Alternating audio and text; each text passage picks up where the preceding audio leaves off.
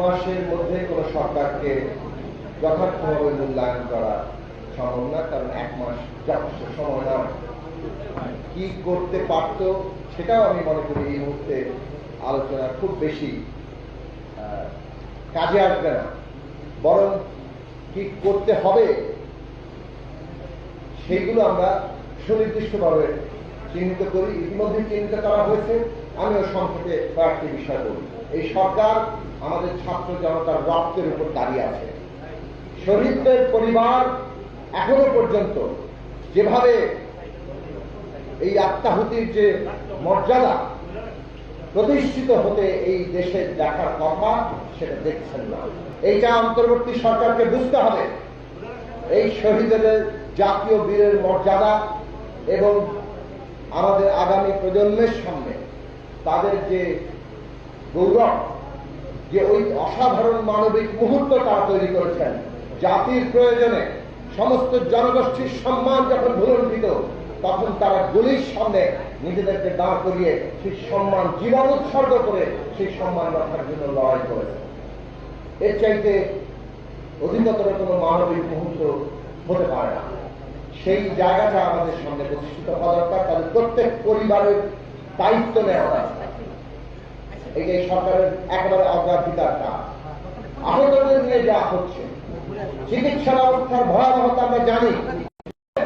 যারা এই লড়াইয়ের যোদ্ধা, তাদেরকে এখনো পর্যন্ত এই চিকিৎসা ব্যবস্থার ভয়াবহতার কাহিনী বর্ণনা করতে হবে, এইটা কোন অজুহাতেই আমরা সহ্য করতে পারি না।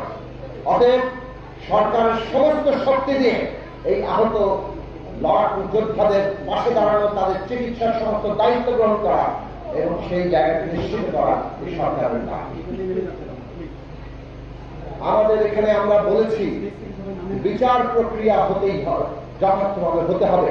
ন্যায় বিচার চাই এবং সেই ন্যায় বিচারের স্বার্থে এই জুলাই আগস্ট হত্যাকাণ্ড এবং গত 15 বছরের হত্যাকাণ্ড, গুম খুন, সমস্ত তাদের অপরাধের বিচার হতে হবে।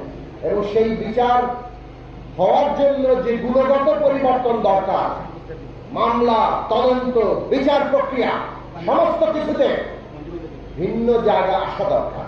পুরনো পুলিশ পুরনো প্রক্রিয়ায় যেভাবে মামলা দিচ্ছে, তাতে এই বিচার আবার ঝুলে যায় কিনা সেটা নিয়ে মানুষের মধ্যে সন্দেহ আছে।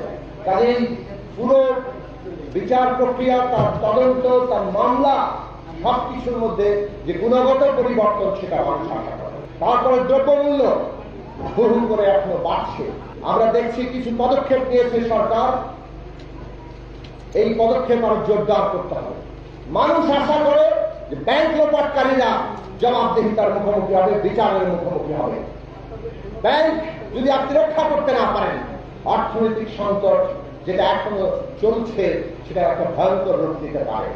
কাজেই অর্থনৈতিক চ্যালেঞ্জ মোকাবেলার জন্য ব্যাংক লোপাট, সমস্ত প্রকল্পে যে ভয়ঙ্কর রকম অবিশ্বাস্য ব্যয়, এই সব কিছুর মধ্যে গুণগত পরিবর্তন আসছে কিনা মানুষ সেটা দেখতে চায়। এবং সর্বোপরি মানুষ চায়, যেহেতু এই অভ্যুত্থান এবং একটা বিপ্লবী পরিস্থিতির আগে এবং পরে পরিবর্তন ঘটে গেছে, বাংলাদেশের মানুষের যে স্বপ্ন এবং আকাঙ্ক্ষা যে একটা দেশ হবে যেখানে সাম্য, মানবিক মর্যাদা, সামাজিক ন্যায় বিচার থাকবে প্রত্যেক নাগরিকের জন্য, তার উপযোগী রাষ্ট্র ব্যবস্থা হবে, তার উপযোগী সংবিধান হবে, সেই আকাঙ্ক্ষা আগে মানুষ মনে করতেন বোধহয় এই দেশে কখনো সম্ভব না। কিন্তু জুলাই আগস্টের গণঅভ্যুত্থান এবং বিপ্লবী সম্ভাবনা মানুষের মধ্যে আবার নতুন করে স্বপ্ন দেখিয়েছে যে বাংলাদেশে এই পরিবর্তন সম্ভব। এবং এই পরিবর্তন করার জন্য আমাদের একটা যথাযথ রাজনৈতিক প্রক্রিয়া দরকার। কিভাবে রাষ্ট্র সংবিধান গণতান্ত্রিক হবে, কিভাবে তার রূপান্তর ঘটানো যাবে, সেইটা আমাদের আলাপ আলোচনা দরকার।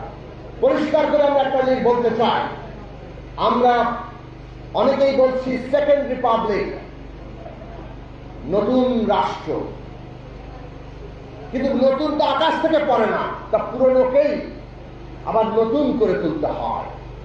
তাহলে আমরা যে বাংলাদেশ রাষ্ট্রের পতন হয়েছে ৭১ সালে যুদ্ধের মধ্য দিয়ে, ৭২ সালের সংবিধানের মধ্য দিয়ে, এই রাষ্ট্র বাংলাদেশের জনগণের আকাঙ্ক্ষার বিপরীতে হেঁটেছে। সে কারণে আমরা বলছি নতুন রিপাবলিক দরকার, নতুন রাষ্ট্র দরকার। কিন্তু সেই রাষ্ট্র কি রাষ্ট্র? স্পষ্ট করে আমরা বলতে চাই, ছাত্র জনতার আকাঙ্ক্ষা এই রাষ্ট্র হবে গণতান্ত্রিক রাষ্ট্র। অন্য কেউ অন্য কিছু যদি চিন্তা করেন বাংলাদেশে, সেটা বাংলাদেশের মানুষ হতে দেবে না। গণতান্ত্রিক রাষ্ট্র হবে এবং গণতান্ত্রিক সংবিধান হবে। এই লক্ষ্য ছাত্র জনতার লক্ষ্য, এই লক্ষ্য ছাত্র জনতার ঐতিহাসিক সংগ্রামের মধ্যে দিয়ে এই রায় সামনে এসেছে। কাজে এই গণতান্ত্রিক রাষ্ট্র এবং গণতান্ত্রিক সংবিধান, এটা কোনো একক দল কিংবা বিশেষ গোষ্ঠীর কোনো প্রশ্ন নয়। বাংলাদেশে কিভাবে একটা গণতান্ত্রিক রাষ্ট্র এবং গণতান্ত্রিক সংবিধান অর্জন করা যাবে, তার জন্য প্রয়োজনীয় আলাপ আলোচনা দরকার। আমরা অন্তর্বর্তী সরকারকে বলবো, অবিলম্বে সিরিয়াস রাজনৈতিক আলোচনা শুরু করেন। রাজনৈতিক দল, শিক্ষার্থী, ছাত্র সমাজ এবং দেশের শ্রেণী পেশার সমস্ত অংশীদার স্টেক হোল্ডারকে সাথে নিয়ে সিরিয়াস আলোচনার প্রক্রিয়ার মধ্য দিয়ে একটা জাতীয় কনসেনসাস কিংবা ঐক্যমত্য তৈরি করতে হবে। কিভাবে আমরা গণতান্ত্রিক রাষ্ট্র এবং সংবিধানে পৌঁছাবো, সেই কাজের উদ্যোগ আমরা দেখতে চাই। আমরা বলছি না আগামীকাল এই কাজ হয়ে যাবে, কিন্তু আমরা মনে করি এই কাজের শুরুটা হওয়া দরকার অতি দ্রুততার সাথে, যাতে করে বাংলাদেশের মানুষ মনে করে তারা তার স্বপ্নের পথে রয়েছে।